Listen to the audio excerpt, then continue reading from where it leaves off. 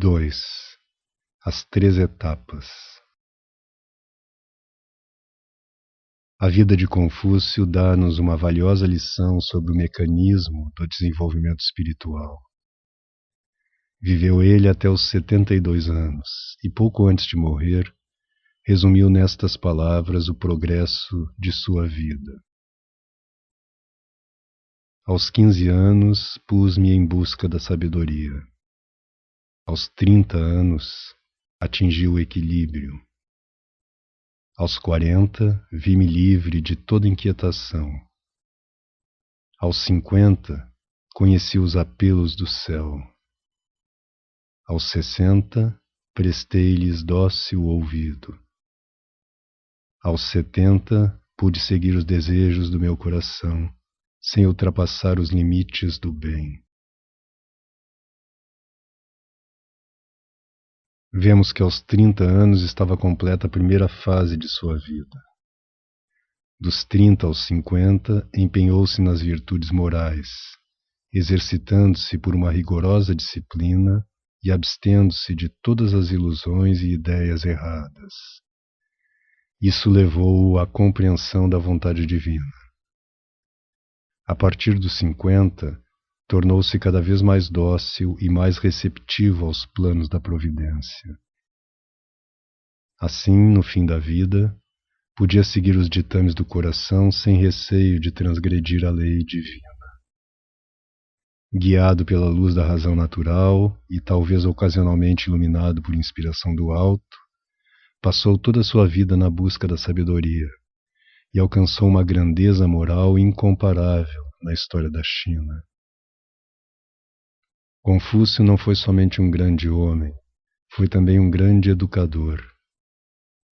Seu programa de educação está admiravelmente resumido nesta fórmula concisa. Estimulai primeiro o aluno pelo conhecimento da poesia. Dai-lhe em seguida uma formação segura pelo exercício das leis da moral.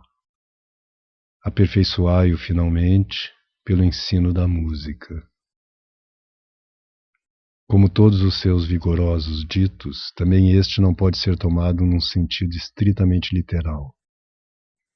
Mas a ideia que sugere é bem clara. A formação do homem perfeito procede por etapas e compreende 3 fases.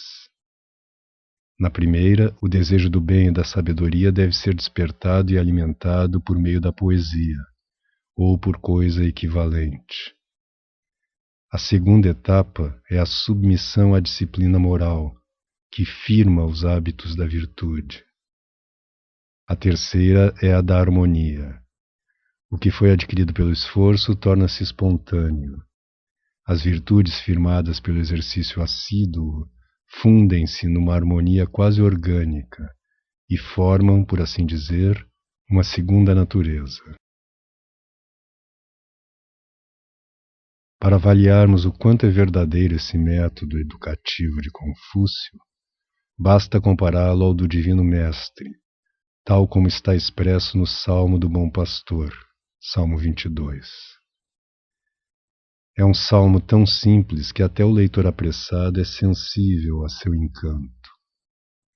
É ao mesmo tempo tão profundo que, ouso dizê-lo, nem mesmo os maiores santos e sábios serão capazes de sondar todo o seu sentido. É como um caramujo do mar, que murmura ao ouvido atento a sua misteriosa união com o aceno de que é nativo. A linguagem do salmo é de poeta, mas a sua música é do céu. Transcrevo-o aqui na íntegra, para que o possamos estudar detalhadamente. 1. Yahvé é meu pastor, nada me falta. Em verdejantes prados ele me deixa descansar. A um pouso provido de água ele me conduz, a fim de reconfortar-me. 2. Ele me guia por veredas certas por causa do seu nome, e mesmo que eu tenha de atravessar um vale tenebroso, não temo desgraças, pois tu estás comigo. O teu bordão e o teu cajado, eles são o meu conforto. 3. Preparas uma mesa para mim em face dos meus próprios inimigos. Unges-me a cabeça com óleo e enches-me o copo até transbordar. Só ventura e graça hão de seguir-me todos os dias desta vida, e voltarei para a casa de Yahvé ainda por longo tempo. Como se vê claramente, o salmo está por si mesmo dividido em 3 partes, que simbolizam as 3 fases consecutivas no progresso da vida da graça. Todas 3 estão penetradas do amor de Deus, em quem nós temos a vida, o movimento, o ser. Atos 17, 28. Só há na realidade um caminho, o caminho do amor, que é o vínculo da perfeição. Mas é claro também que o caminho tem 3 vias, como o indicam as 3 estrofes. A primeira corresponde ao que tradicionalmente se denomina via purgativa, a dos principiantes. A segunda é a via iluminativa, a dos perseverantes. A terceira é a via unitiva, a dos eleitos. Evocam também as 3 sucessivas exortações que o Cristo fez a São Pedro, antes de sua ascensão. Apacenta os meus cordeiros, guarda as minhas ovelhas, apacenta as minhas ovelhas. É digno de nota que enquanto o Salmo do Bom Pastor descreve o crescimento da vida espiritual sob o ângulo da graça divina, o Salmo 1 o apresenta sob o ângulo do esforço humano. Eis como começa o Salmo 1. Feliz o homem que não anda segundo as máximas dos ímpios, e não segue o caminho dos pecadores, nem se assenta na companhia dos insolentes. 2. Mas encontra o seu prazer na lei do Senhor, e nela medita dia e noite. 3. É semelhante à árvore plantada à beira de um regato, que dá frutos no tempo oportuno e cujas folhas não fenecem. Tudo o que faz lhe sucede bem.